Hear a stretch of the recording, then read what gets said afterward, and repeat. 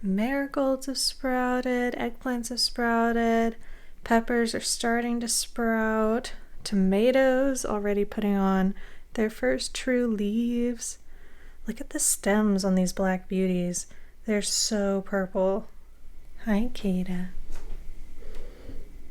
Having a good nap? Run out of birds to watch? I just planted all my basils, so none of those are going to be up quite yet. I mean, it's only been not even 24 hours. All right, Kata, you want to come outside with me? Oh, Mr. Draco wants in. It is a lovely day outside. It's a little chillier than it has been recently, but it's still going to be in the really high 60s today. And there's actually a lot of new growth going on in the garden. For those of you who are new here, welcome. My name is Rachel. This is my garden, and I do a garden tour every single week. Summer, winter, fall, spring. I try to cover all of the seasons because I think it's really important, especially for new gardeners, to see the garden in every state of being, from being really full of life and beautiful to being kind of dead and in rest over the winter.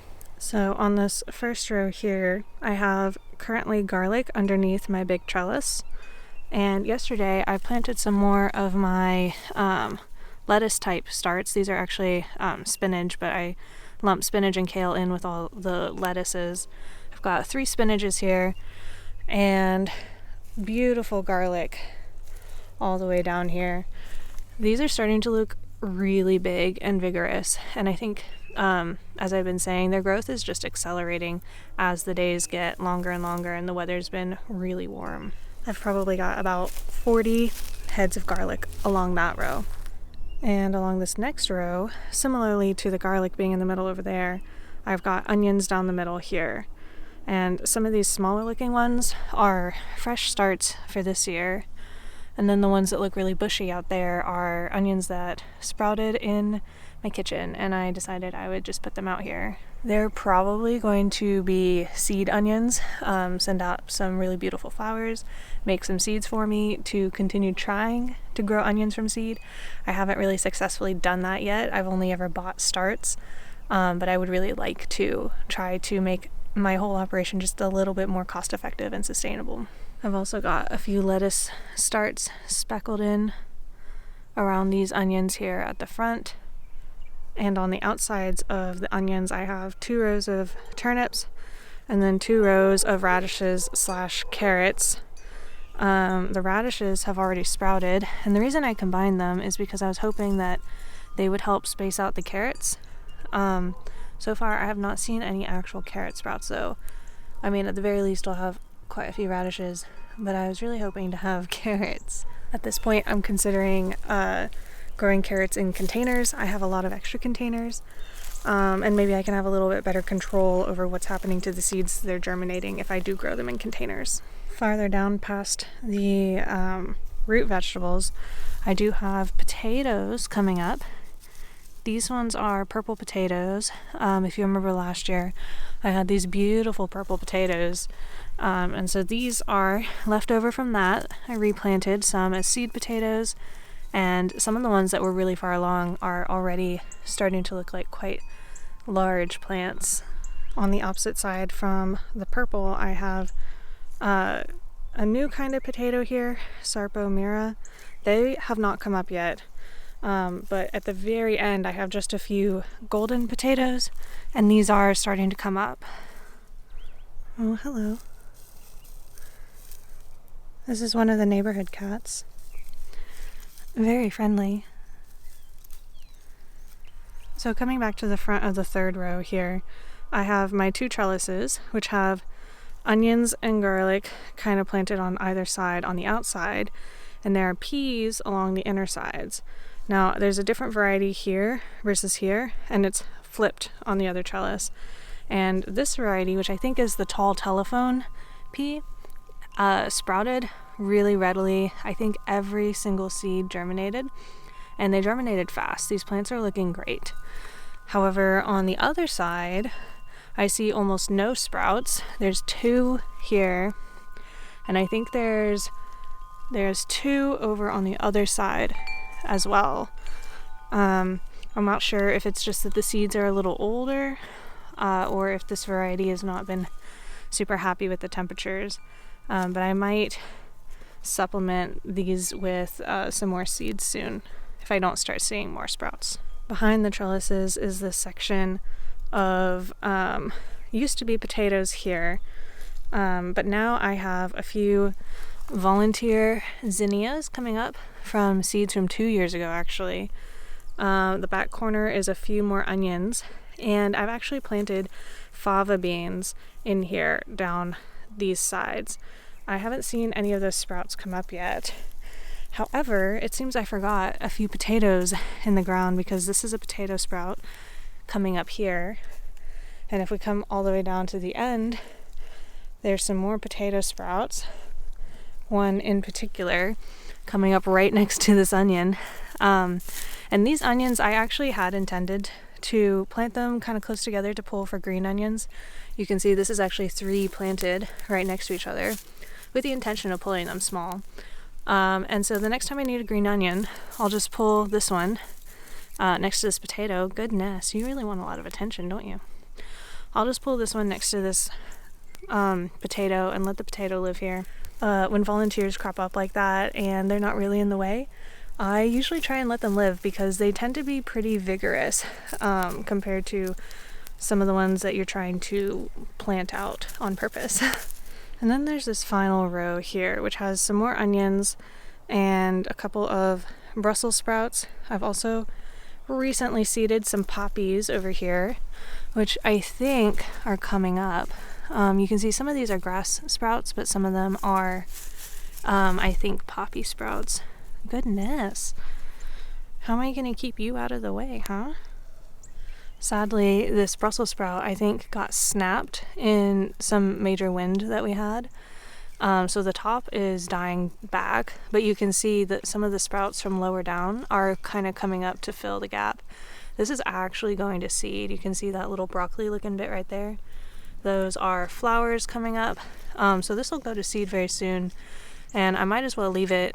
It'll make some really nice flowers for the bees, and I'll probably get some seeds out of it. If you remember, before the big freeze we had, it was either end of December, early January, where it got down to like 7 degrees.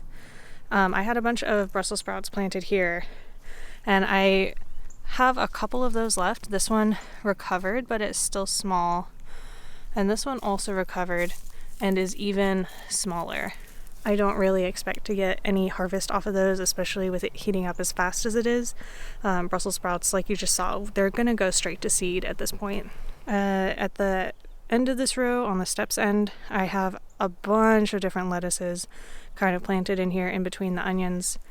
I have red lettuces and green lettuces and some spinach and some kale. And I planted some more just yesterday, actually, and I wanted to show you guys the difference between the size of this sprout and the size of this one that I planted just yesterday. They were planted at the same time in the tray, but this one has been in the tray longer, and so it is smaller because it hasn't had as much room to spread out its roots to look for nutrients. These are all the sprouts that I currently have not found a spot for. You can see I've put out quite a few, especially of the kale. But the rest of these, I don't know if I really have space for them. And if I did have space for them, I really don't know what I would do with all that lettuce. That would be a lot of lettuce. Okay, we're gonna walk over here and check out the raised beds. I have just all of the herbs that I've had in here. Cilantro is also going to seed. Like, this didn't even get big enough for me to harvest off of before going to seed. So I'm wondering if growing indoors might be the move for cilantro. Although, again, this summer I am growing a cilantro substitute that likes the warm weather called papalo. So maybe cilantro is just not the move for my climate. Although I did plant some seeds like a while ago, and they're just finally starting to come up. I do also have these teeny tiny chamomile sprouts. Can you see right there? It's just now starting to make its second set of leaves. There's a couple more here and here. Very excited about that. And then in this newer raised bed that I've got, I did put in a few spinach and kale starts, a few more lettuce starts, but mostly this is going to be more herbs, just because I feel like it's easier to access them given that the sidewalk is here. If I want to come out at night to cut stuff for dinner, I like having stuff right here next to the sidewalk that's kind of raised up off the ground. Look at the size of this plant. I think these ones are even bigger than the ones out in the ground. Fresh compost will really do that for you. And over in the berry patch, there are some exciting flowers to look at. This one blueberry plant is starting to make blueberries. And I'm very excited for that. Look at how many there are. I also noticed the other day that my strawberries are starting to make flowers. So I will have strawberries pretty soon. I'm so excited. Oh, there's so many of them. For those of you who haven't been following me, all of the strawberries that you see all along here started from this one plant right here in the middle. This one plant I planted last year spread throughout this whole area, and I have a feeling this summer it will continue to spread as I had envisioned to be sort of a living mulch underneath all of these berry bushes. And I think on camera it's probably hard to tell the difference between strawberries on the ground and these blackberry branches because they're getting so green so fast. Raspberry bushes on this end are a little farther behind, but they're definitely still greening up. And I recently noticed that there are these coming out of the ground, which I'm assuming are from the base of this plant coming down and back up. And that's pretty nice because I was supposed to have 3 raspberries here, but this one I didn't survive. So with this one branching out, I'm going to encourage it in this direction to sort of fill in this gap. And before we go, I wanted to update you guys on my swale. If you follow my Instagram, you might have seen where this overflowed pretty bad. And you can still see where the water flowed down this way and kind of washed away some of the mulch. Part of why I had a swale in the first place is because the garden is at the bottom of this hill. So when it rains really hard, all the water that can't absorb fast enough runs straight down towards the street. And the swale was working for a while, but I realized it needed to be deeper and wider. So this is new depth and width of swale. I've only got about half of it dug. Still got to dig the other half. But I think that this is going to work a lot better. And the idea is not just to stop it from running across the garden, but also just keep more water in this area in general. Because if the water can sit in here and soak into the ground rather than running towards the street and off towards, a drainage somewhere, then all of this water can soak into the water table underneath the garden, and just kind of keep this area more saturated. So we're not too far away from actually planting out all of the summer stuff. All of those sprouts that you saw in the beginning, tomatoes are going to go out maybe mid-April. Peppers and eggplants are going to go out at the beginning of May. And also in that time frame, we're going to start direct sowing a bunch of things. Beans and corn and squash are going to get direct sown. I've also got some blue butterfly peas that are going to get direct sown. And there's a bunch more herbs that I'm going to need to direct sow as well. I think from this point on, the garden is going to really start exploding, especially with how quickly it gets warm here in South Carolina. The warmth and the sun really do make a big difference with how fast things grow. And I can see it, even in coming out every day, the difference in the growth of the plants. So if you haven't already, go ahead and subscribe to the channel. I do these garden tours, like I said, every single week. They come out on Wednesdays, and I usually try to do at least a second video every week teaching you guys something or talking about one of my methods in the garden.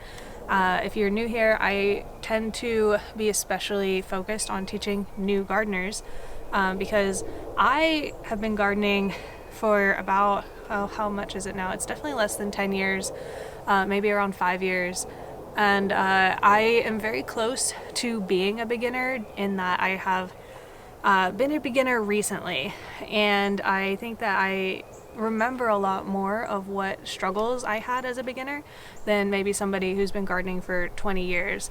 There are a lot of like really basic things that you forget that you didn't know how to do in the beginning. So if you are a new gardener, I have an entire gardening basics series where I've started going over a lot of those things. I leave no thing as too basic to explain. I do even specifically have a video on how to direct sow seeds, because a lot of times people gloss over stuff like that and they'll say, oh, you just direct sow it. And a lot of new people are going to wonder, what does that actually mean? How do I put a seed in the soil in such a way that it's going to grow? And if you want to catch up on previous garden tours, I have playlists for this year and last year for you to check out. Thank you guys so much for watching, and until next time, I wish you guys all happy gardening.